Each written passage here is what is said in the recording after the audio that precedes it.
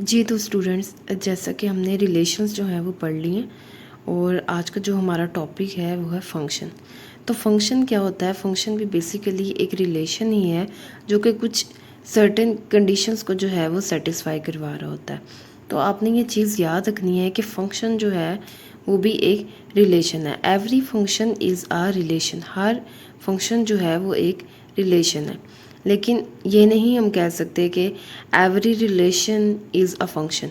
हर relation जो है वो फंक्शन नहीं होता, क्योंकि रिलेशन जो है वो फंक्शन कब बनेगा? जब वो सर्टेन कंडीशंस को सेटिस्फाई करवाएगा। तो स्टार्ट करते हैं अपना आज का टॉपिक फंक्शन और देखते हैं कि वो कौन सी कंडीशन है जिनको सेटिस्फाई करवाएं तो रिलेशन जो है वो फंक्शन बन जाता है। स्टार्ट करते हैं हम फंक्शन की डेफिनेशन से। तो डेफिनेशन देखें, what is a function? Function क्या होता है? A function f from set A to set B is a relation. कि फंक्शन जो है ए सेट से बी सेट पे एक रिलेशन है। ये मैंने आपको स्टार्टिंग में भी बताया कि हर फंक्शन जो है वो एक रिलेशन होता है। Such that f colon A to B. अब ये जो मैंने बोल्ड करके लिखी है ये फंक्शन की नोटेशन है, ये इसी तरह ही लिखते हैं। सबसे पहले ये एफ जो है ये डिनोट कर रहा है फंक्शन को और ए से बी पे एरो शो कर रहा है कि फंक्शन ए टू बी है। अगर फंक्शन बी टू ए लेंगे तो आपने पहले बी लिखना है और बी से ए की तरफ एरो ड्रा करना है, तब फंक्शन की नोटेशन हम इस तरह लेंगे। और अगर फंक्शन जो है वो set A to set B है तो ये नोटेशन आएगी। अगर फंक्शन जो है वो बी टू ए है तो इस तरह नोटेशन लिखेंगे। अब वो क्या कंडीशन है जो कि रिलेशन सेटिस्फाई करवाएगा तो वो फंक्शन बनेगा। देखें, where for every A belongs to A, के ए सेट के अंदर ये जो पहला सेट है मैपिंग में, इसमें जितने भी एलिमेंट हैं उनके लिए there exist exactly one b belongs to B such that f of a is equals to b. उनके लिए बी सेट में यानी कि मैपिंग में जो दूसरा सेट बी है इसके अंदर सिर्फ और सिर्फ एक ऐसा एलिमेंट बी होना चाहिए जिसको हमने मैप किया हो ए पे, यानी कि ए को मैप किया हो बी पे। और उसके लिए ये नोटेशन होती है f of A is equals to b. Mapping हमने प्रीवियस लेक्चर में भी पढ़ी थी, उम्मीद है आपको याद होगी। अगर आपको जो है मैपिंग नहीं आती है तो आप उस लेक्चर को जो है वो ज़रूर देखें मैपिंग किस तरह करते हैं। जैसे फंक्शन जो है वो ए टू बी है तो इसके लिए जो है वो हमने मैपिंग डायग्राम किस तरह बनानी होती है, दो ओवल शेप इस तरह बनानी है। ए इस सेट को ये डिनोट कर रही है और ये जो शेप है ये बी को डिनोट कर रही है। इसके अंदर ए के हम सारे एलिमेंट लिख लेंगे और इसके अंदर जो है वो हम बी के सारे एलिमेंट लिख लेते हैं।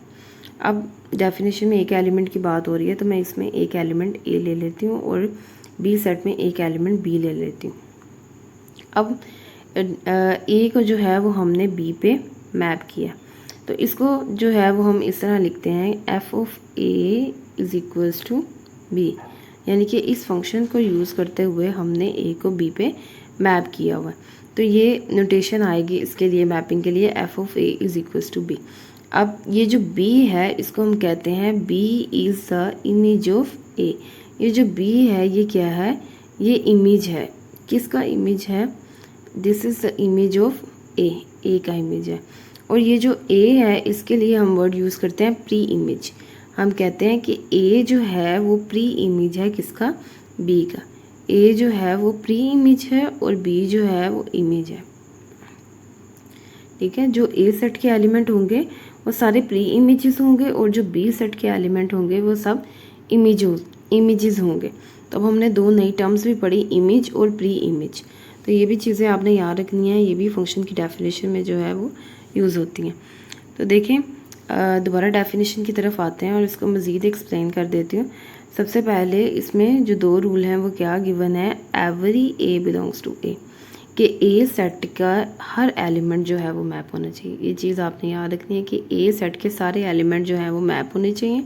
और मैपिंग किस तरह होनी चाहिए? There exist exactly one b belongs to B, के हर एलिमेंट जो है वो ए का बी के सिर्फ एक एलिमेंट पे ही मैप हो, ए से ज़्यादा एलिमेंट पे मैप ना हो। जैसे देखें, मैंने ए एलिमेंट ए में लिया है और इसमें मेरे पास बी सेट में दो एलिमेंट हैं B1 और B2।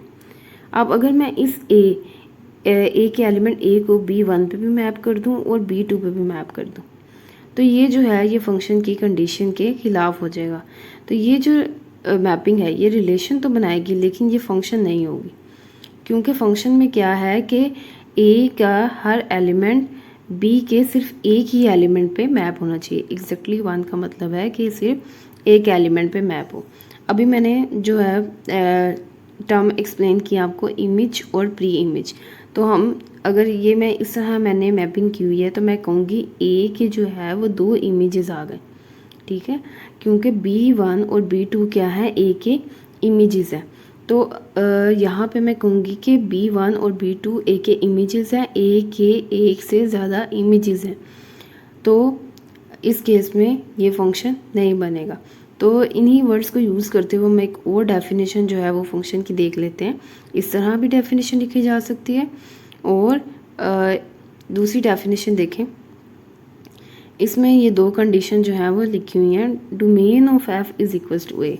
ये कंडीशन कहाँ से आई है देखें, प्रीवियस जो डेफिनेशन है उसमें लिखा हुआ था एवरी ए बिलोंग्स टू ए, कि ए का हर एलिमेंट मैप होना चाहिए। और मैंने जो है वो ज़ोर दे के बोला था कि ये पॉइंट जो है वो बहुत इंपॉर्टेंट है कि ए का हर एलिमेंट मैप होना चाहिए। ए का हर एलिमेंट जब मैप होगा तो आपको पता है कि वो क्या बना देता है, फंक्शन की डोमेन। फंक्शन की डोमेन जो है वो सारी की सारी ए सेट हो जाएगी। उसके बाद देखें दूसरी कंडीशन क्या थी कि ए का जो एलिमेंट है वो बी के सिर्फ एक एलिमेंट पे मैप होना चाहिए। तो इसका क्या मतलब है, no two order pair have the same first element. किसी भी ऑर्डर पेयर का पहला एलिमेंट जो है वो सेम नहीं होना चाहिए। दोबारा से वो डायग्राम बना देती हूँ। देखिए मैंने आपको कहा था कि ए सेट में ए एलिमेंट लिया और बी सेट में मैंने 2 एलिमेंट B1 और B2 लिए, और मैंने ए को B1 पे भी मैप किया, ए को B2 पे भी मैप किया। और मैंने आपको बताया कि ये जो डायग्राम है ये फंक्शन नहीं बना रही, क्योंकि हमने ए को जो है वो 2 एलिमेंट्स पे मैप कर दिया। अब अगर मैं इसके लिए ऑर्डर पेयर लिखूं, जैसे कि हमने प्रीवियस सेक्शन में देखा था कि ऐसे मैपिंग करके हम इनके लिए रिलेशन में ऑर्डर पेयर लिखते हैं, तो मैं इसका ऑर्डर पेयर लिखूंगी ए B1 और दूसरा ऑर्डर पेयर आ जाएगा ए B2। अब देखें ये रिलेशन में जो है ये 2 ऑर्डर पेयर आएंगे और इन दोनों ऑर्डर पेयर का पहला एलिमेंट जो है वो सेम है ए। तो अगर रिलेशन के अंदर ऐसे ऑर्डर पेयर आ जाएं जिसमें पहला एलिमेंट जो है वो सेम हो, तो इस तरह की मैपिंग डायग्राम बनेगी। और ये मैपिंग डायग्राम शो करती है कि ये फंक्शन नहीं है, क्योंकि हमारे पास जो पहला एलिमेंट है ए का एलिमेंट है ए, उसको हमने बी के 2 एलिमेंट्स पे मैप किया हुआ है, तो वो फंक्शन की कंडीशन को जो है वो सेटिस्फाई नहीं करवा रहे। तो मैपिंग डायग्राम से भी आप देख सकते हैं कि इस तरह अगर मैपिंग हो तो वो फंक्शन नहीं है। उसके अलावा अगर आपका रिलेशन ऑर्डर पेयर की फॉर्म में है तो आपने क्या चेक करना है कि ऑर्डर पेयर का, किसी भी ऑर्डर पेयर का पहला एलिमेंट जो है वो सेम नहीं होना चाहिए। इसके अलावा एक और वर्डिंग यूज़ होती है जिसमें वर्ड यूज़ होता है यूनिक इमेज, ठीक है, यूनिक इमेज। यहाँ पूरी अगर मैं डेफिनेशन बोलूँ तो होती है कि every element of set A has a unique image in set B, कि ए का हर एलिमेंट जो है उसका बी के अंदर एक यूनिक इमेज होना चाहिए। यूनिक इमेज होने का भी यही मतलब है कि exactly one image, exactly one, जो भी हमने प्रीवियस डेफिनेशन में किया कि यूनिक इमेज होने का क्या मतलब है कि ए को हमने एग्जैक्टली वन बी पे मैप किया हो।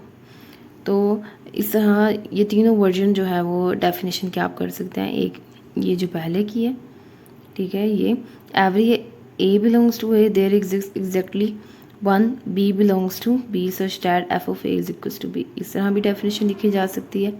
इसके अलावा ये भी डेफिनेशन लिखी जा सकती है कि डोमेन ऑफ एफ ए होना चाहिए, यानी कि ए के सारे एलिमेंट मैप होने चाहिए और किसी भी ऑर्डर पेयर का पहला एलिमेंट जो है वो सेम नहीं होना चाहिए।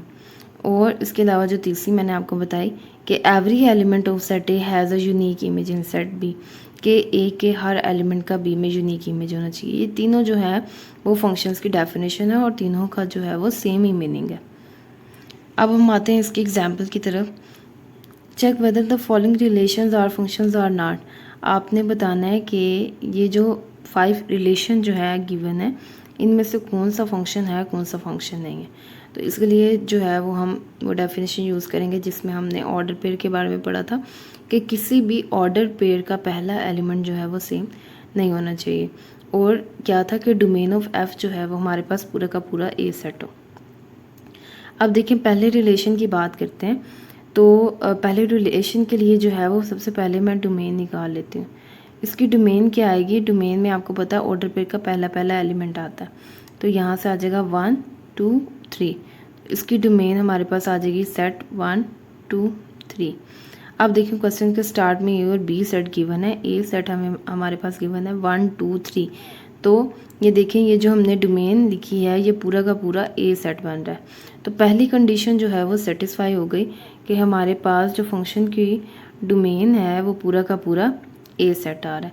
अब सेकंड कंडीशन क्या थी कि किसी भी ऑर्डर पेयर का पहला एलिमेंट रिपीट नहीं होना चाहिए। तो पहले ऑर्डर पेयर का पहला एलिमेंट है 1, दूसरे में है 2, तीसरे में है 3। तो किसी भी ऑर्डर पेयर का फर्स्ट एलिमेंट जो है वो रिपीट नहीं हुआ, सेम नहीं है।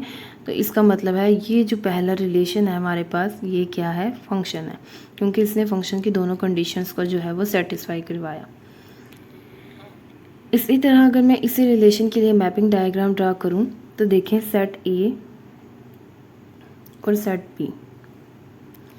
सेट ए के अंदर जो है एलिमेंट है 1 2 3 और सेट बी के अंदर एलिमेंट है 4 5 6। अब देखिए 1 को मैप किया हुआ है 4 पे, 2 को 5 पे, 3 को 6 पे।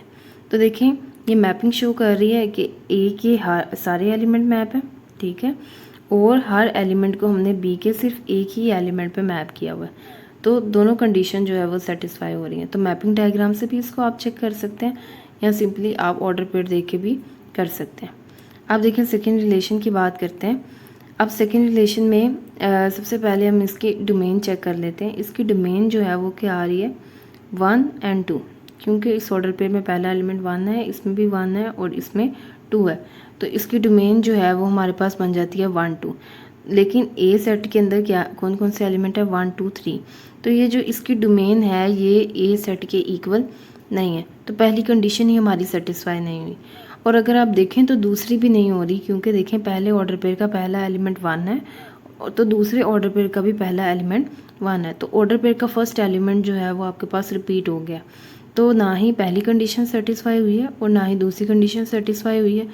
ये रिलेशन फंक्शन नहीं है। सेकंड वाला जो है रिलेशन वो फंक्शन नहीं है।